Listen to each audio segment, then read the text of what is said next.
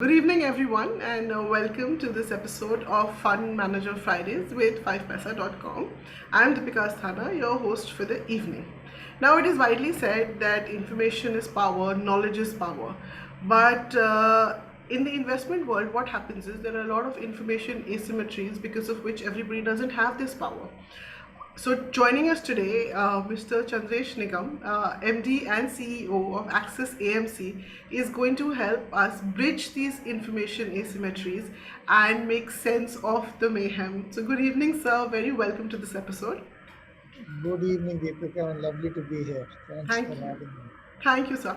So, sir, I think inarguably we can all agree that at the beginning of this decade, everybody was looking forward to this period of roaring 20s where there'll be a lot of growth. But unfortunately, COVID happened and things did not quite pan out the way it was expected. And, more recently, when everybody thought that maybe the worst is behind us, uh, these new emanating geopolitical risks and interest rate hike across the globe have kind of put a spanner in the works. So just wanted to understand, sir, starting top down, about these geopolitical risks, the kind of impact this will have on commodity prices and on the very tenuous economic recovery that we're currently going through. Okay, so you did talk about COVID. I'll come to that Sure. maybe second part of the answer to your question because that is important. So, yes. So you're right. We all expected it to be the roaring 20s, obviously much better than, let's say, the last 5-7 years have been in terms of growth, especially in India.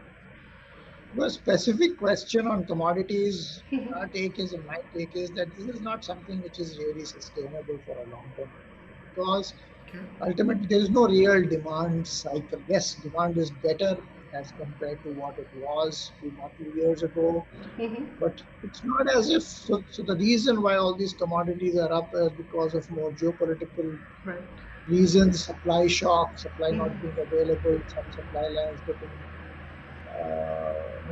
affected.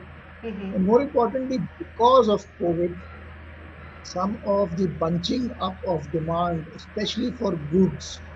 So as you can understand, during COVID period, services have been affected. They're now coming Sure. back. But when the initial period of COVID was there, after that there was what we call as revenge buying, where people had the money, governments were spending money, there was money Right. landing into your bank accounts. You didn't know what to spend on. You couldn't spend on travel and services, so you spent on goods, which meant obviously materials required to build these goods, etc., all over. And so you had the issue of the commodity prices really going up.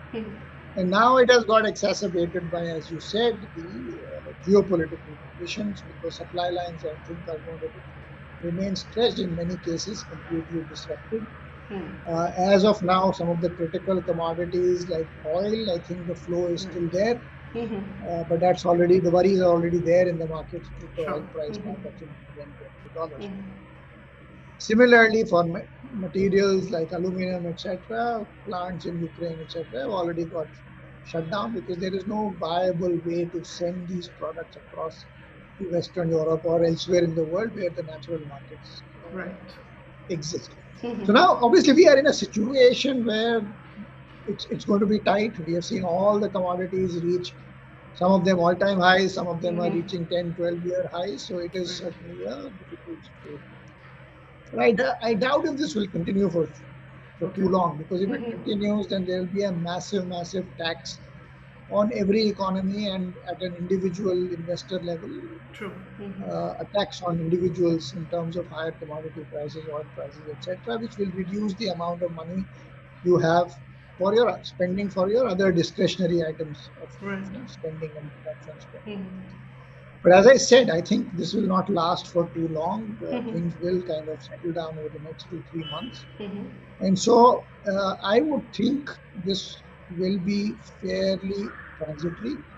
Having said Understood. that, do we expect these commodities to go back to pre-COVID levels? No. I think the Okay. world has to get adjusted to the fact that some of these supplies may remain stressed for some Okay. more times to come. What does it mean? Does it mean that we are seeing at a overall slower growth? I think yes. And I think to an Okay. extent it's not a bad thing because we are seeing inflation really rising everywhere in the world. So while Right. this will at one level contribute to inflation, the fact that demand for other products and services will probably be a little weaker Okay. means that 6 months down the line, inflationary pressures could be a lot lower and growth may be a little muted. But what does it mean? That's more from a global perspective. What Right. does it mean for India? I think, yes, oil prices do need to come down. If not, then we will have a growth shock. Right. But if we were to just look at the scenario, let's say the month of February, I think we are seeing some real solid growth indicators and markers and credit growth, etc., happening. Right. So for us, scenario COVID has actually been, in some sense, a positive. Many industries have got their mojo back, and we were before this whole war or invasion started. We were looking at 2 to 3 years of very very strong growth in the Growth. economy. Correct. Right. I think we need to be a little mindful of what goes on, but I would still believe that that expectation or that storyline should continue. Maybe it gets, it kind of takes a break over the next couple of months as things really settle down. Okay. So, if I'm hearing you correctly, basically what you're saying is that there are definitely some external shocks that are currently at play, but the impact of these shocks on economic growth, on consumption, commodity prices, and economic growth is likely to be transitory, which basically means that while the growth expectations specifically for India pretty much remain intact, it just might be delayed. So the growth curve just gets extended a little bit, but it's still intact.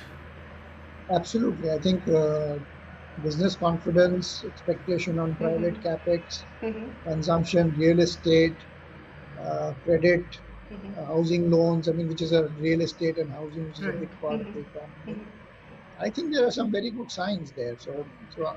So yeah, I mean, we may end up 50 basis points lower GDP growth in FY 22-23, but that's still 50 basis points. It is enough to take the economy forward. Understood. So, sir, then I think another thing which probably we need to address is the imminent interest rate hikes. Globally, we've already started that cycle. Do you think in the near to medium term, this is likely to have any impact at all on the India growth story?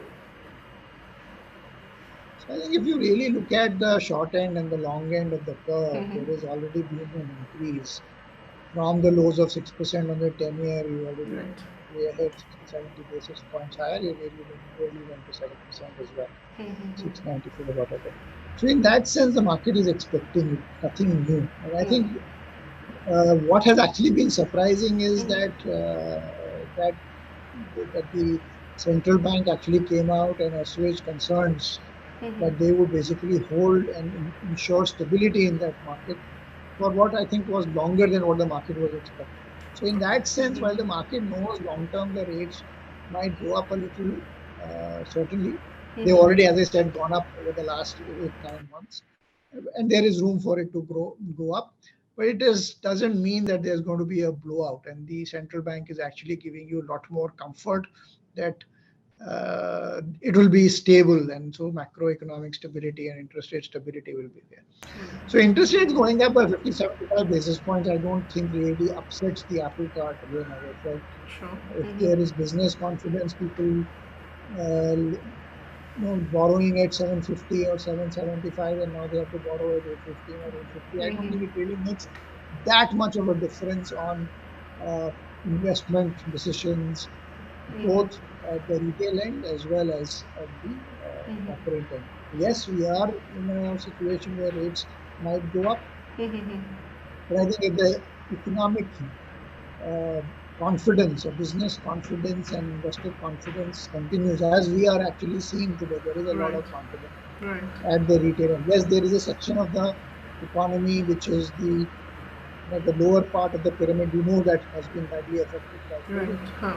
But the large consuming class, the middle and the upper middle class, the salaried class, I think they are really having the confidence to go out, buy houses, spend money, etc. And we will start seeing in terms of travel and all that as COVID concerns really.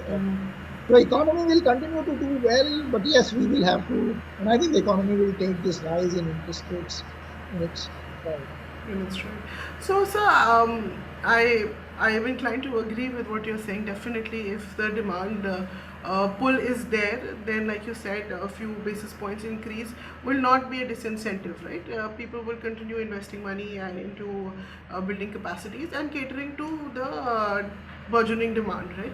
But I Yeah. think so. Something that we must also address, especially because of the sharp rise that equity markets have seen in the last 2 years, that a lot of new investors who've entered the market maybe are not fully conversant with the idea of risk, or because they've Yeah. not really seen, maybe the recent fall in the market is the first time they've actually seen markets falling, and to all our assumptions there are certain downside risks, which I would definitely want it if we can probably highlight for the benefit of our viewers. Right. So that's a great question, Deepika. I think the thing is, when we enter equity markets, our expected returns, and people come with varying levels of expectations, but obviously it is much higher than what you get from the alternate asset class, which is largely fixed income. So if you say fixed income is going to give us 5-6%, and nobody comes to equity markets without an expectation of at least 12-13%, and some people may have higher expectations. Now, why should this asset class give us return without risk? I mean, obviously, there is a price to pay to get that and access that return. The great thing is, yes, the markets are a place to build wealth, which essentially means you get for long periods of time reasonably high rates of return. And I think that number can be 12-15%. I think that's a safe number to kind of assume that over the long term, it will pay you that or give you that kind of return. But the cost is that we need to bear short term volatility. So, the whole job of an investor, and in that sense, any asset manager, is how do we manage these short term risks? At the same time, ensure that the long term outcomes, which is getting that yield or return of, let's say, a ballpark 12, 13, 15%, is ensured. And that's why I think investing is called as not just fund management, but or returns management, but risk management. So you have to ensure that you don't get really chopped out when the downside comes in. So you have to ensure that no, you when the market falls 10-15%, you fall maybe around that or less than that, and not 50 or 60%. Because when these kinds of events happen, some of the companies or sectors which are just running on hope or they're not that great businesses, I think these fall really much more. And actually, if you look at the market today, while we are saying the market has fallen maybe about 11% or 12% from the top, there are a whole number of companies which have fallen as much as 50-60% from their highs. Now, for us to get back to those high levels somebody had entered at those points in time, you really need to see a doubling of the price back up again. And that's difficult. I mean, it will happen in at least the good companies, it will happen, but it is going to be fairly difficult. So, and I know for a fact, and we have seen it, that there's a large number of new investors who've come into the market. So obviously, they saw the market dropped to a low of 7,500 on the Nifty, and then it started rising. And it's been a one-way street largely. And as you said, this is the first time we're seeing a meaningful correction. So yes, sometimes people forget that this market's obviously, while it goes up, a lot of time it also falls. And for investors, it's a learning. Two things. One, the markets will do their thing. They will go up, they will go down. So you have to ride those cycles out. Number two, when the cycle goes or the times go against you, risk control is extremely important. So where you invest ab initio to begin with is important. I mean, once the event hits you and you don't know when it will hit you, after that, making a correction to your portfolios can be fairly expensive. So that is why I think we always recommend that core part of your portfolio should be lower risk. We know equities is risk, but core part should be in lower risk businesses, maybe a lot of large caps, very diversified portfolio, high quality companies who we know will do well, irrespective of oil, irrespective of this, but over a 4 or 5 year period. And that is the real guarantee in some sense, while there are no guarantees in equity markets. But if underlying businesses grow at 15 or 20% for 5 years, irrespective of what happens to markets in the short run, over a 5-year period, you would make similar returns to how these companies have grown. And actually, that is what has created all the wealth in the market. So over the last 30, 40 years, where we have data for the Indian markets, and maybe more than 100 years in the more advanced markets like the US and Europe. So manage the risk, and I think the returns will follow. Perfect. So actually, I have so many questions. I don't know where to start, but I'll take one thing at a time. So, one thing you mentioned is, focus, or the larger part of the portfolio should be focused towards low risk or relatively low risk investments. But I think it's also important to highlight, please correct me if I'm wrong, that for the real equity gains, like you said, the ones which have generated 15% returns, they have been doing it historically. But there are also a whole spate of new companies that promise to generate much higher returns, which is the appeal of equity markets. So from that perspective, do you think, in your opinion, is the best way to capitalize upon these emerging opportunities? Fantastic question again. I mean, there was a time in the Indian markets where opportunities were actually coming down. And if you look at the last decade, where average growth actually slowed down, and we were around the 5% mark for a large part of the decade. And you actually could not find very many companies, or the number of companies which could, let's say, grow at 15% per annum in that kind of an environment shrunk. Very, very interestingly, and actually for the benefit for all investors, last 2-3 years, that number of opportunities has expanded. For simple reason, it is both sides. Number of old companies have started growing better. Number of new companies have also added, as you said, the new listings, etc. Now, some of these new listings obviously have done very well, but they are coming at a valuation which leaves little in the short run. But if they continue with their growth momentum, they could create substantial wealth, let's say on a 3 to 5 year perspective.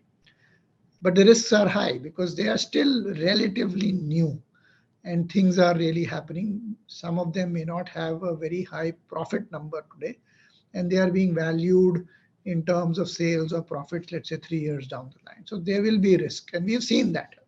Many of these companies have lost significant value after they have got listed. But that doesn't mean that you kind of ditch them. I mean, I think the reality is that these companies are bringing, what I say, 3 things to the table. Use of technology, they have a lot of talent, and they are able to leverage, in that sense, that they're able to access a lot of capital, which allows them to grow a lot faster and challenge existing businesses. And that process has been fairly wealth creating for the investors. It's just that after they have listed, maybe they have stumbled a bit.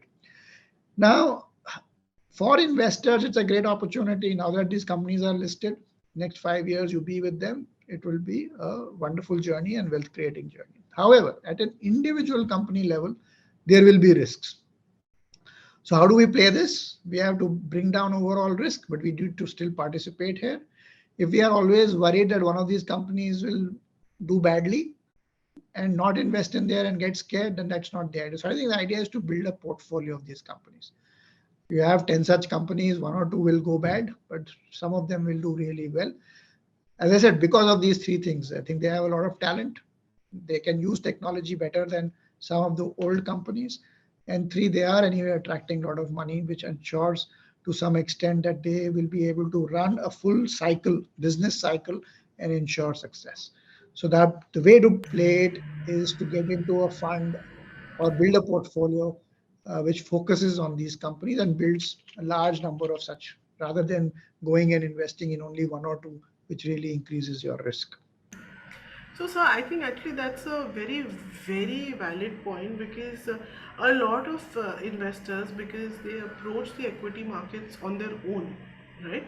They have a bad experience, and that kind of keeps them away from actually harnessing the true value of equity as an asset class, right?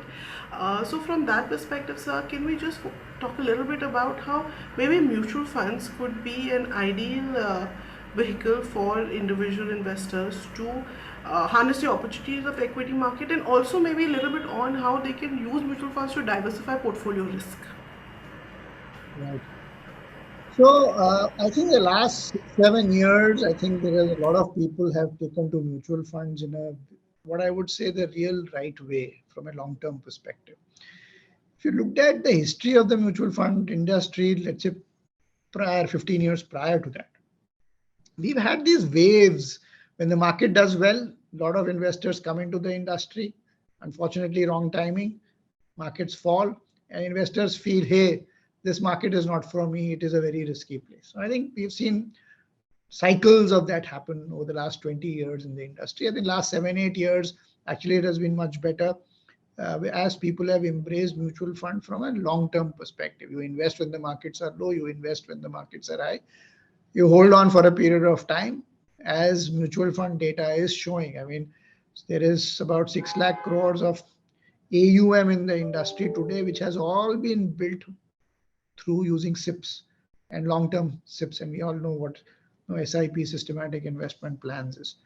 And these people have had a great experience, and most of them would see average IRRs certainly in double digits, and some of them maybe in higher double digits as well. So mutual fund is a container. It gives you allocation to equities. It also kind of keeps you one level away from what the daily turbulence in the market is.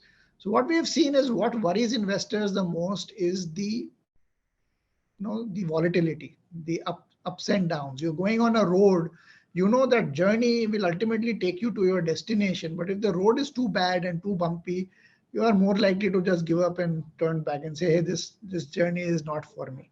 And that's what mutual funds can do. I mean, how many companies can a retail investor really understand the risk, etc.?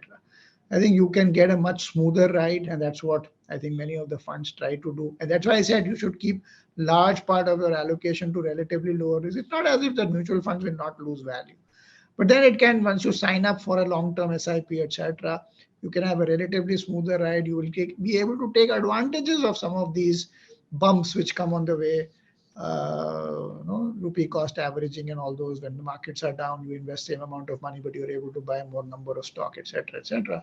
Eventually, we have seen long-term equity markets are a great place to build wealth, and you can use the mutual fund route, the SIP, stay long-term, stay disciplined. Simple things. There's nothing great. You're not trying to immediately create a lot of wealth in the next 1 month or 2 months, which is sometimes why people come into the market and are attracted to the market.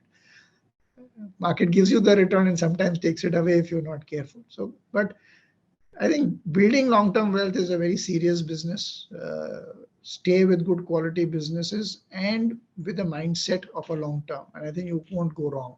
And mutual funds have enough products, different kinds of products. You can build portfolios and you can execute strategies, SIPs, step up SIPs. There are a number of things which are possible. Keep it simple, keep the risk low, and I think you'll come out way ahead. The one other aspect I want to also say is a couple of things which you probably can't do well. International diversification, for example, which reduces risk. So people, it's not just that all equity opportunities are in India. I mean, there are a large number of opportunities, especially again, the same 3 T's, technology, talent, and tons of money. The same thing is happening globally as well, and a lot of wealth is getting created. So we should have some amount of exposure. Yes, we have good Indian companies, lots of them, but we can have some exposure to global companies, high quality businesses there as well. Again, mutual funds can help you to build that portion of the portfolio. And we already talked about the disruptors or the new age companies, as you called it. I think you can build this 3-part portfolio: one core Indian business, one the high platform or technology related disruptive businesses which are coming up in India, and then the global. And I think that makes your product portfolio fairly complete. Perfect, perfect. So it's interesting that you brought up the thing about international investments, because that was something that I wanted to discuss with you, especially in the backdrop of the current landscape because of all of these global geopolitical risks. And also last year, I think the Chinese market also went down significantly. So a lot of funds which were international funds which were invested in Greater China saw a big slide. So from that perspective, I mean, Is there any word of caution around the exposure, to limit the exposure to international mutual funds, or is it subjective based on No, each? I don't think so. I think as if I just look at the overall investing pool, maybe 1% is invested globally or 1.5%. And that also has all happened over the last year or maybe last couple of years. I would think easily we as investors, we can look at to start with 15 and maybe 30% kind of exposure to global markets over a period of time. Comparable numbers for, let's say, Asia, countries like Singapore, Malaysia, Indonesia, Korea, and Korea and Taiwan is actually much higher.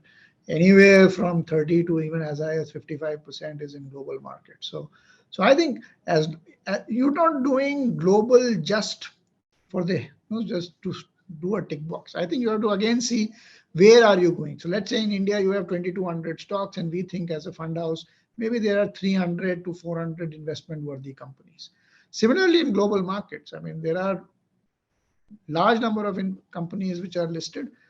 Good companies, maybe few. I mean, by one count, it was like maybe there are about 2,000 wealth creating businesses world over. So if you can get into that, those opportunities provide you geographical diversification, diversification away from just exposure to Indian macroeconomic conditions, etc. Currency. We have oil will have a disproportionate impact to countries like us. I mean, we're not saying it's going to be long term, but it is there. So it reduces the risk, allows you to exploit more number of opportunities. So I think for most investors I know, I think they need to increase the international exposure rather than limit it. Interesting. So actually, just to add to that, I just recently read somewhere that India contributes 3% to global GDP. So if you don't invest internationally, you're missing out on 97% of the opportunities. 97, absolutely, so, absolutely. so I just Absolutely. no. So actually, sir, I completely agree with you. Though the reason why I asked you this question, and also because it becomes when there are developments in the external market, right?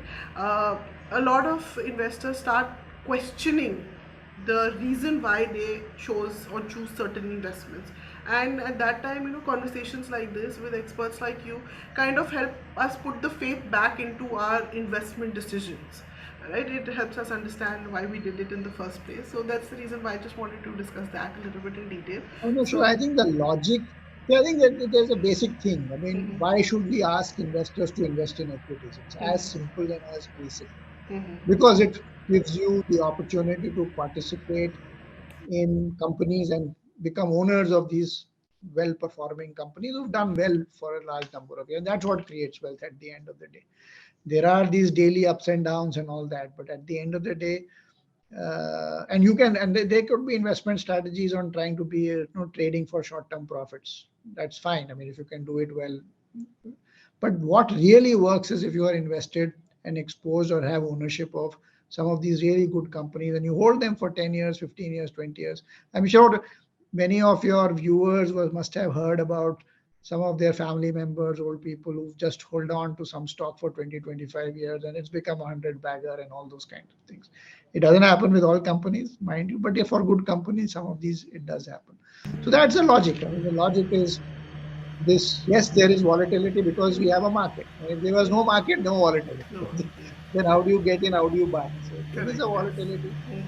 And I think one thing which is always there in the short run, sometimes things seem to move very slowly, and people get a little impatient, etc. But long run, I think the future comes at us much faster. And we all know the power of compounding. 20% compounded for 4 years, you double your money. I mean, sometimes you double it in 3 months and then see it go away. That's a different point of thing, and that's what is probably you talked about some of the new investors facing that. So we need to kind of reset or have the right set of expectations and then understand how we're going to meet those realize whatever the realistic expectations are through a disciplined approach.